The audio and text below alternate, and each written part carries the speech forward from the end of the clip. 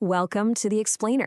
Today, we are diving into a book that basically takes everything you think you know about getting rich and flips it completely on its head. It's called The Millionaire Fastlane, and we're about to crack the code. Okay, let's just jump right in. We all get that this is a joke, right? You know it, I know it. Big Daddy Who isn't buying a mansion with his retail job's 401k. So here's the real question. Why do so many of us still follow financial advice that promises pretty much the same thing, just, 40 years down the road? And that very question leads us to our first major idea here, what the author calls the Great Deception. This lie we've all been sold about how to build wealth. I'm sure you've heard the standard playbook a million times. Go to school, get a good job, work for 50 years, save 10%, max out your retirement accounts. Well, this book has a name for that plan: Wealth in a Wheelchair. And man, that hits hard. It's this idea that you're supposed to sacrifice all of your youth, all your energy, all your dreams for a future that you might be too old and tired to even enjoy. When you really break it down, the Get Rich Slow plan is basically asking you to trade your freedom today for a promise of freedom way, way later. It's a 50-year gamble, and your life is the thing you're betting with. You're betting on the stock market, you're betting on your health, you're betting you'll even be around to collect. So, is there another option?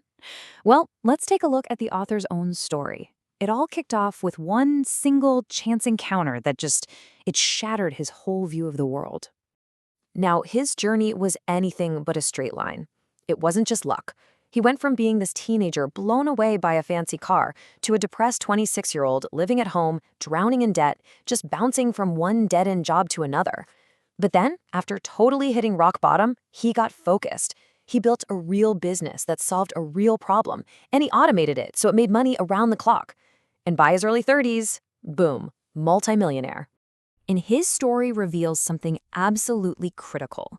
Real, rapid wealth, it doesn't build up in a straight line, like a paycheck. It explodes exponentially. A typical 9-to-5 job can't do that because your income is always tied to your time. To get this kind of result, you need a completely different approach. This brings us to a huge mental shift. Getting wealthy isn't some random event like winning the lottery that you just hope happens to you. Nope. It's a process, something you have to actively build day in and day out. And this is where so many of us get it wrong. We see the flashy events, the athlete signing the giant contract, the tech founder selling their company for $1 billion. But what we don't see, what we almost always ignore, is the grueling, invisible process that made it happen. The years of failure, the sacrifice, the relentless, thankless work. The book has this great analogy for it all. It frames the journey to wealth like a road trip. And to get to your destination, you have to be in control of all 4 parts. You need your roadmap, which is your mindset about money. You need your vehicle, which is you. You've got to choose the right roads, like a job versus a business. And finally, you control your speed, your ability to actually get things done. So let's zoom in on what might be the most critical piece of that puzzle, the roadmap. You can think of this as your financial GPS. It's the one thing that determines where you're ultimately going to end up. The book argues that there are really only 3 financial roadmaps, and each one is programmed to arrive at a very specific destination: poverty, mediocrity, or wealth. The thing is, you're on one of these roadmaps right now, whether you consciously chose it or not, and that's why you are where you are today. Okay, let's talk about the first one, which is also the most crowded path: the sidewalk. The sidewalker's whole philosophy is about living for today. It's a plan for pleasure right now, which you pay for with your security tomorrow. Debt is just a tool to get what you want, and money is for spending, period. There's no plan, no future thought, just chasing the next paycheck. So, where does the sidewalk actually lead? Well, look at these numbers, and keep in mind, these are from before 2008. It's probably even worse now. A staggering 57% of people under 55 had zero or even negative net worth. Let that sink in. That means they are one emergency, one layoff, one medical bill away from being totally and completely wiped out.